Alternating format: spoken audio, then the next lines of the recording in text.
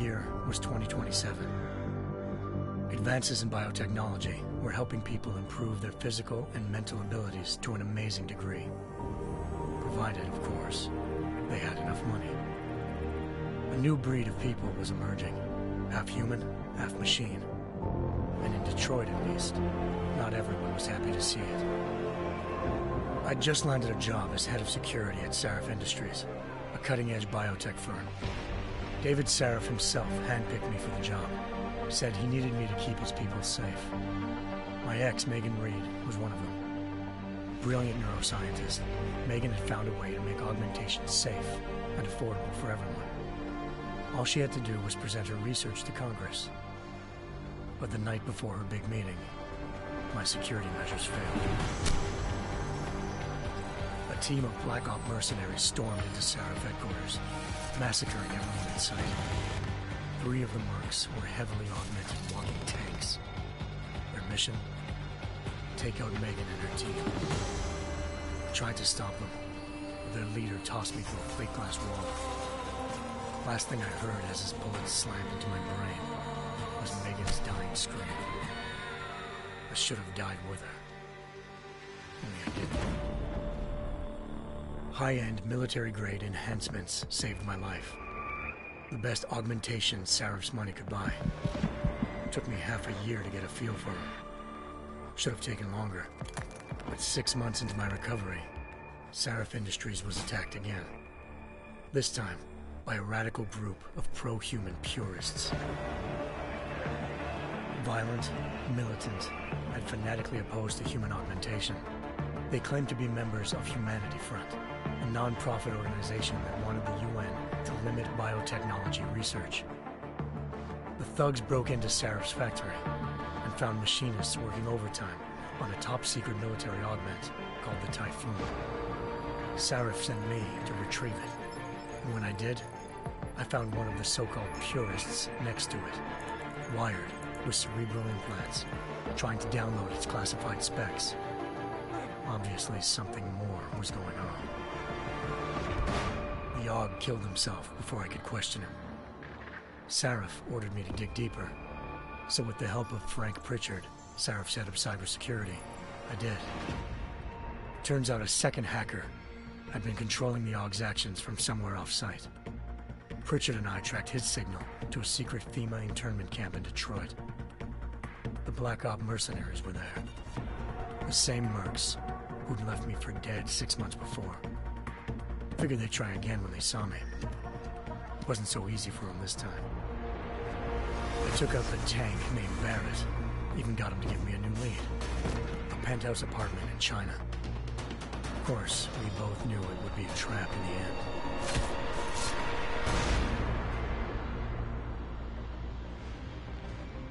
Hengsha Island, China. Home to a city so crowded, they had to build a second city on top of it. Trying to find clues in Hengsha wouldn't be easy. Lucky for me, I wasn't alone. Farida Malik, Sarif Industries' ace pilot, had lived in Hengsha before. A good person to have on your side. She knew enough about the place to get me around. Malik dropped me in the lower city, close to the penthouse Barrett had told me about. Bell Tower Associates, a private security firm under contract to the Chinese government, had agents tossing the suite when I arrived. Just not for the reason I'd been expecting. Turns out the man who lived there was a criminal hacker named Van Bruggen. The same hacker who'd been remotely controlling the Aug in Sarif's factory. Van Bruggen's panicked decision to force the man to commit suicide had been a mistake. Now his mercenary partners were gunning for him, and I needed to find him before they did. Locating Van Bruggen meant playing nice with the Triads, Hengsha's organized crime lords. They had the hacker holed up inside a low-rent capsule hotel. By the time I found him, Van Bruggen had no qualms giving up the woman who hired him. Zhao Yunru, president of the Taiyang Medical Corporation. According to Van Bruggen, Zhao wanted to monopolize the augmentation industry and had hired Black Op mercenaries to destabilize her competition. Sarif Industries was at the top of her list. To prove this, I needed to get inside TYM and grab a surveillance hologram off a server. I suspected Van Bruggen was hiding something when he told me this, but nothing could have prepared me for what I saw. Megan wasn't dead. She and her 4 best researchers had been kidnapped, spirited away somewhere while their kidnappers made it look like they were dead. Desperate to learn more, I confronted Zhao in her penthouse. She claimed to be a pawn in a bigger plan, and hinted at a group so powerful it controlled global interests at a whim. Then she slipped into a panic room and hit the alarm, forcing me to make a very quick exit. I figured Zhao was lying, but part of her confession made sense. David Sarif had been worried about his people. So worried, he'd required all of them to have subdermal locator devices surgically implanted. The GPOs would have been broadcasting the day of the attack. But Zhao said a single call to Picus, the world's leader in global 24-hour satellite news, had turned those signals off. I needed to fly to Picus headquarters in Montreal if I wanted to learn more.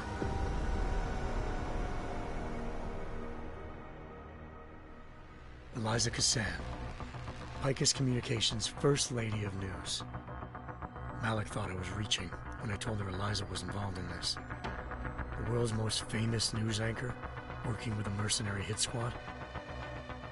But when I confronted Cassan in her office, she freely admitted to jamming Detroit's satellites the night Megan's team had been taken. Said she's just been following her commands. I suspected she wanted to say more. But Black Op mercenaries showed up looking to shut us both down.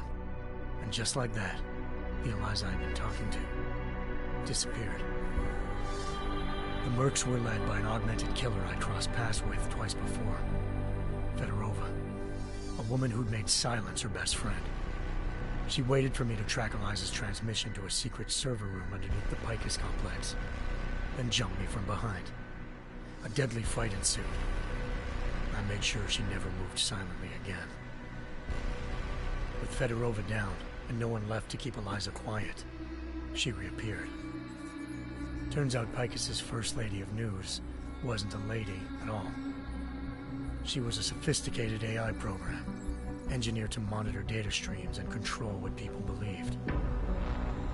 Eliza told me the Mercs had brought in a Humanity Front doctor named Isaiah Sandoval to remove the scientist's implanted tracking devices while Detroit's satellites were down. She also told me to speak to David Sarif if I wanted to learn more. By the time Malik and I got back to Detroit, tensions between normal and augmented citizens had reached a flashpoint. Riots were breaking out in several cities. The UN was being urged to intervene. Sarif was trying hard to convince Hugh Darrow, the inventor-turned-philanthropist who'd once been a leading proponent of enhancement technologies, to help stop a possible regulatory vote. Sarif had a lot riding on Darrow. Megan's discovery would have given millions of people the chance to evolve beyond their normal human abilities, and at the same time catapulted Sarif Industries to the top of the Fortune 500. According to Sarif, Megan's kidnappers knew this, and didn't want people evolving unless they controlled how it was done. He called his enemies Illuminati, and urged me to keep searching. Determined to do so, I tracked down Sandoval via America's most outspoken augmentation opponent, Bill Taggart, Sandoval's boss and founder of Humanity Front. Sandoval admitted to operating on Megan's team when I confronted him, but said he hadn't removed their GPLs. He'd merely switched them to a different frequency. Pritchard was able to trace one of the signals to China. Malik and I immediately took off in pursuit. Unfortunately, the Illuminati were one step ahead.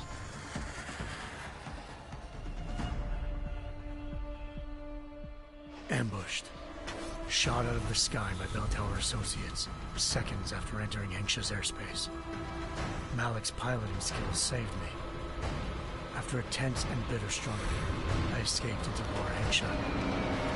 The tracking signal I was following led straight to the Triads, or more specifically, to the augmented arm of Tong Si-hung, leader of a gang of augmentation harvesters. Tong said they'd taken the arm off a corpse, which Bell Tower had left at their door, meaning at least one of Sarif's scientists was dead. Maybe not the rest of them, though. Tong pointed me to a port used for human trafficking and helped me slip aboard a bell tower ship. It was sailing to Rifleman Bank Station, a military base in the South China Sea. Bell Tower was holding kidnapped civilians as prisoners there, and using them to perfect the Hyron Project, a human-computer interface that left most of its test subjects dead. My search for Megan would have ended then, if not for a mysterious ally named Quinn. In exchange for my help exposing Bell Tower, he slipped me aboard a second ship headed to Singapore and an Illuminati-run biotech facility called Omega Ranch.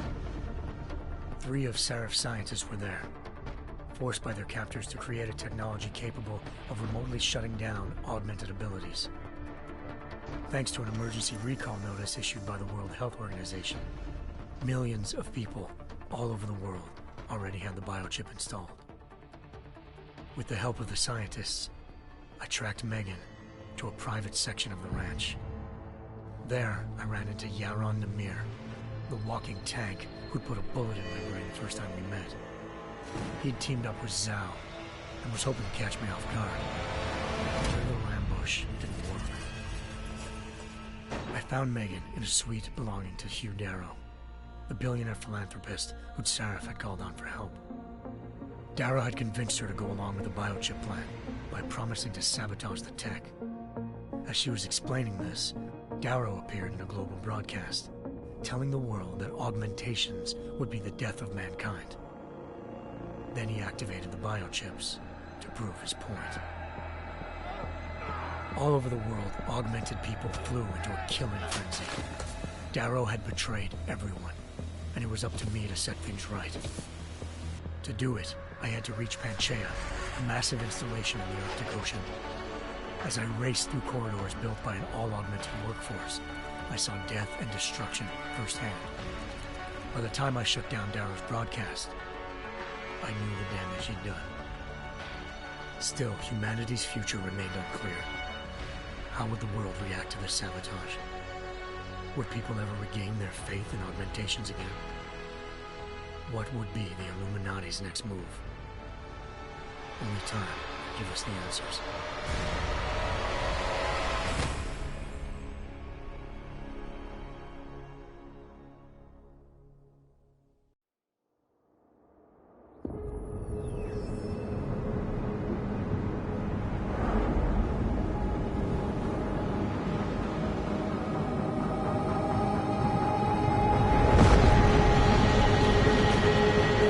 I once thought I could save the world. Now look at it.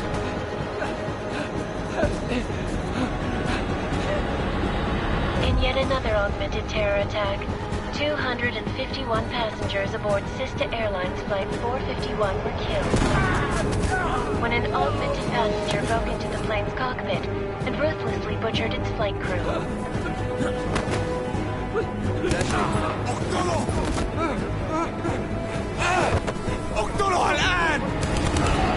Details recovered from the black box recorder suggest that the man may have been suffering flashbacks to the AUG incident. That horrible day 2 years ago when augmented people all over the world flew into a psychotic killing spree, causing the greatest loss of life in recent history. Sometimes you just have to let go and embrace what you've become. Not gonna go all wonky on us now, Hansa, are ya? Well, if I do, McCready, I guarantee you'll never see it coming. Agent Jensen, am I gonna have a problem with you? No, sir. No reason to assume you would. Good, because you are the only augmented operative on this team, and I intend to make good use of you. Listen up, all of you. We got a sandstorm barreling down our arse and we can't afford to make mistakes. We're going after this man, an arms dealer named Shepard. He's ex-Bell Tower, one of the Special Forces commanders who disappeared during the incident. And he's come out of hiding? That cannot be good. It's not. He's selling weapons and military-grade augments to terrorists. This is Aran Singh, the undercover agent who lured Shepard out of his hole. Best you see Interpol's got. For 3 years he's worked hard to get in tight with the Jinn, an Iraqi smuggling cartel that's infected the Eastern Hemisphere like a plague. Last week, our arms dealer sent a message to the Jinn, offering to sell them a shitload of black market merchandise dirt cheap. They told Singh to handle the buy. They're not gonna like it when Interpol disrupts their party. Singh's cover really that good? It is right now. We need to keep it that way. This is where the deal's going down. A half-finished high-rise hotel that's been abandoned ever since the incident. It's not a pretty picture inside. Let me guess. Most of the laborers were augmented with heavy-duty industrial rigs. So when the incident hit, and they all went schizo, things got gruesome real fast. And no one, except for some homeless junkies, have been inside the place ever since. So what's the plan, Director? Singh's meeting Shepard on the ground floor, inside the hotel's main atrium. He sent the bulk of his Jinn crew to the penthouse levels to secure a vantage point. I want McCready's team to take up positions overlooking the atrium and make the arrest. Jensen, you're going in solo from the roof. My objectives? Keep the Jinn from joining the party. As far as we can tell, only one route connects the atrium to the penthouse level, a halfway decent elevator shaft. Here. I want you to block access to it. Fine. Just cut me loose. Do you plan on relying solely on your augments for this one? I'd recommend taking a little hardware, just to be sure.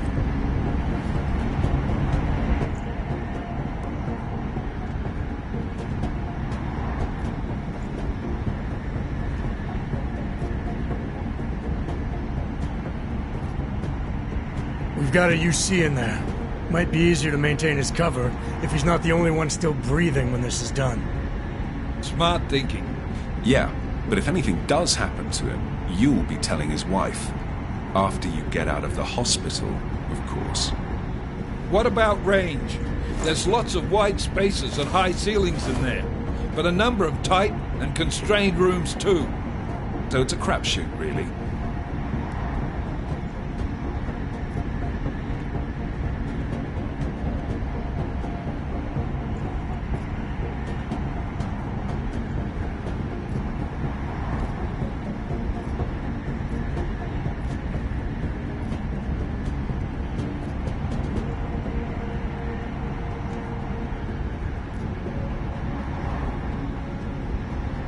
Well, I'm not looking to play dice with anyone in there. Give me something with distance. Your call. Less chance of being seen and compromising Singh that way. One last thing, Jensen. Singh said the Jinn are using some sort of portable Wi-Fi device to boost communications. He's got a better chance of maintaining cover if you disable it. Keep an eye out for it.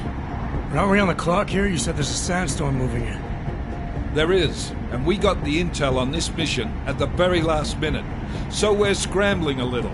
If it comes to it, your number one priority is keeping the Jinn out of that atrium. Copy that. Time to put away your heavy thoughts, gentlemen. We're approaching the target building. You're up first, Jensen. Let's do this. Task Force Actual. This is Knife Leader. Engage Hush drives and descend to Angels 1-5.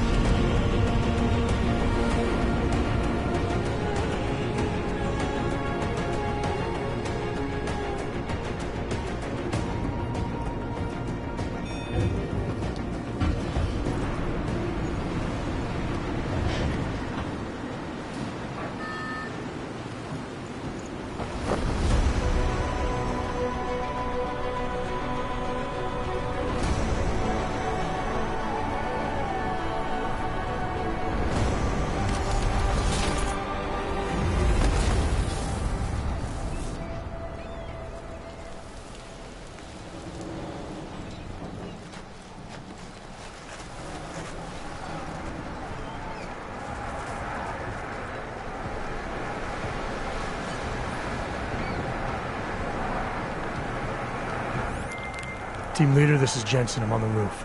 Solid copy. Move into the building. The access route you need to block is at the far end of the penthouses. And keep in mind, the direct route might not be the easiest one. Roger that. McCready will advise once his team is on the ground. Miller out.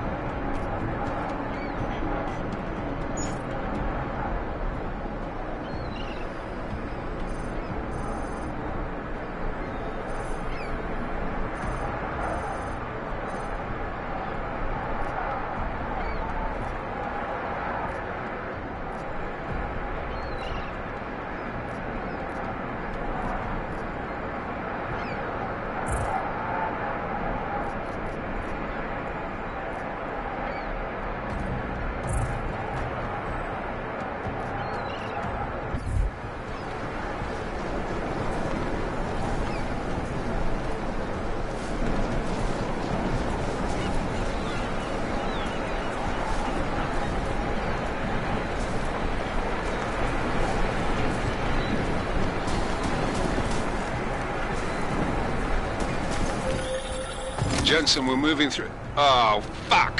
What's wrong? The Jinn have got a few Jennies up and running. Gonna have to hack keypads. You should enjoy it, McCready. They have colors and shapes. Just remember, red means bad. Fuck you.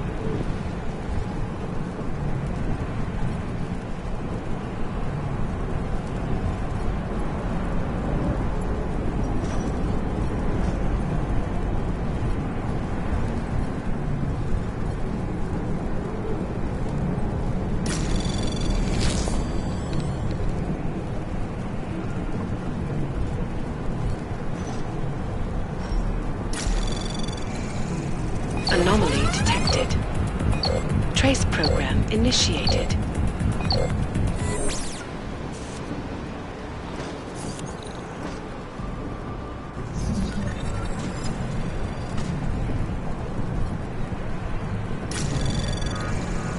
Anomaly detected.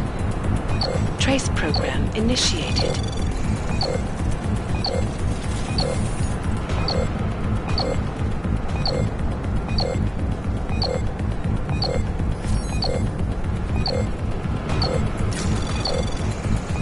Access granted.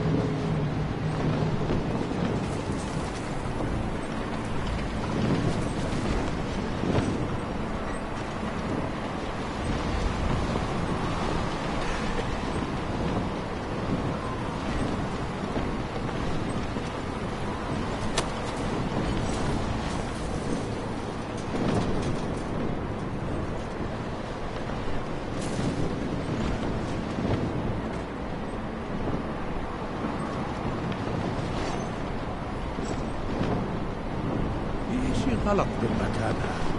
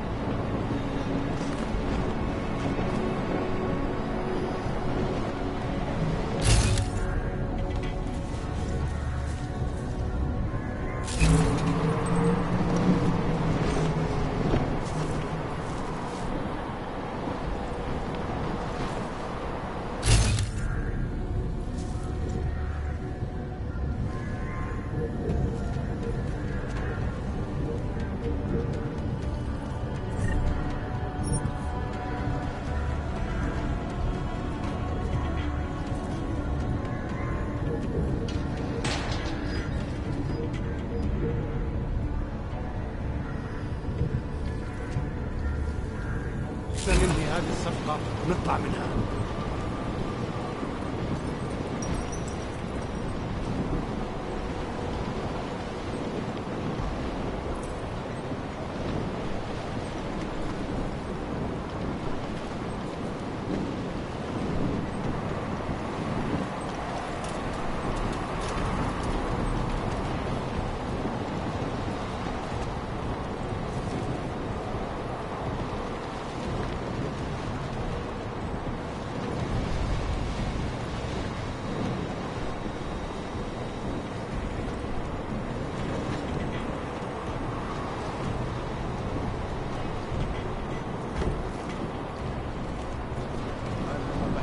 هذا المكان لأنه بخوف على الآخر.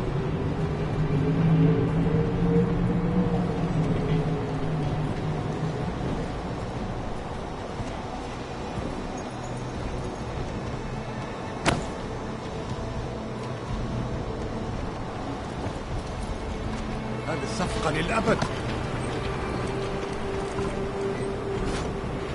هذا كان صوت غريب.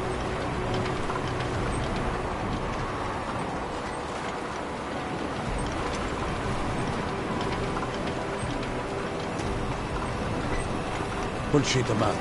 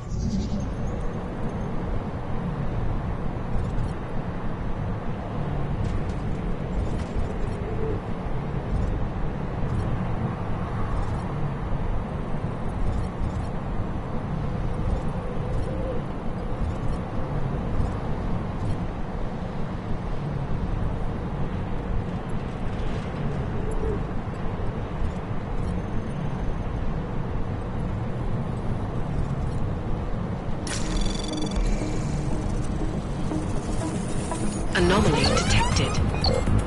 Trace program initiated.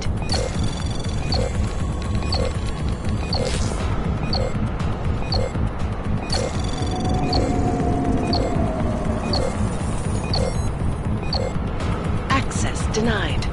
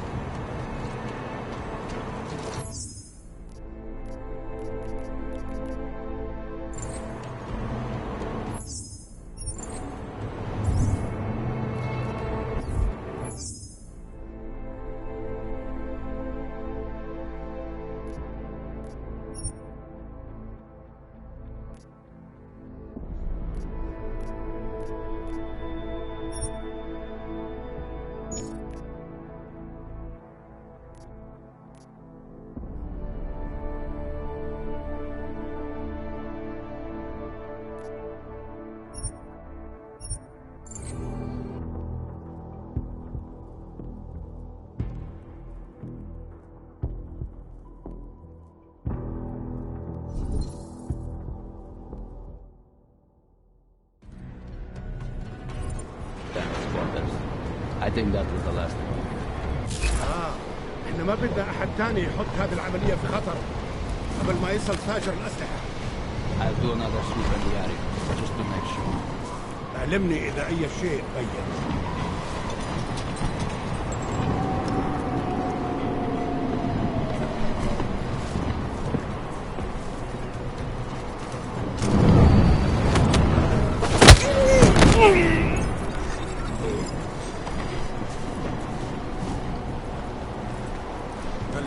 هذه الصفقة نطلع منها.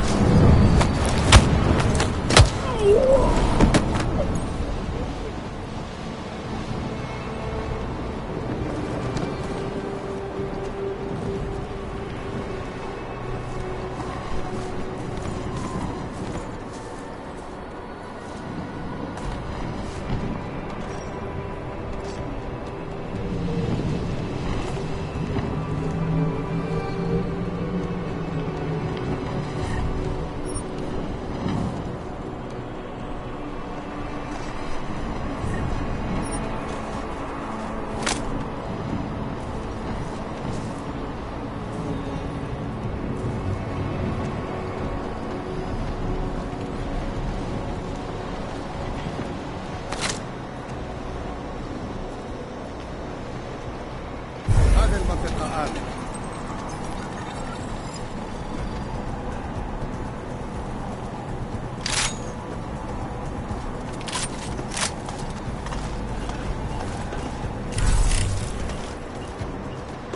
مين هذا؟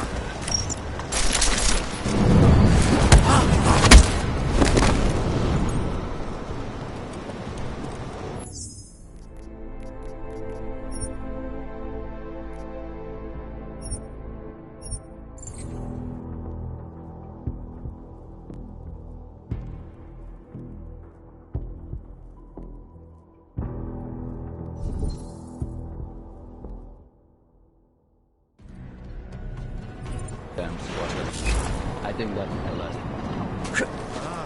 احنا ما بدنا احد ثاني يحط هذه العملية في خطر قبل ما يصل تاجر الأسلحة. I'll do another sweep in the area, just to make sure. علمني إذا أي شيء تغير.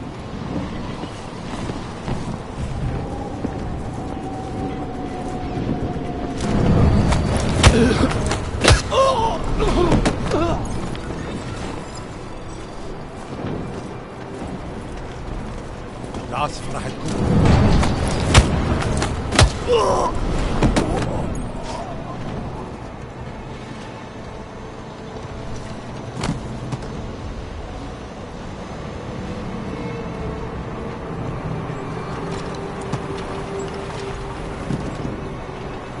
ها؟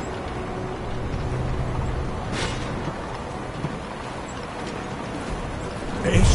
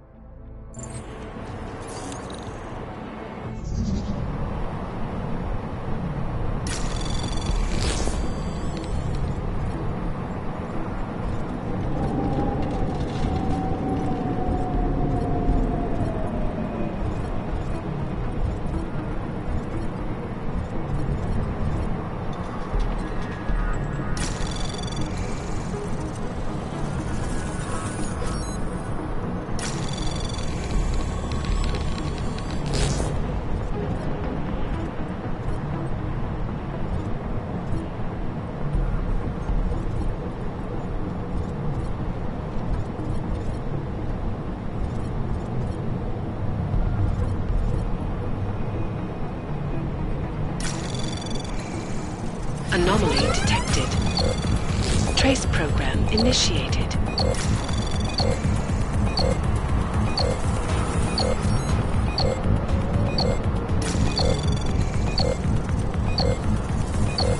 Access granted.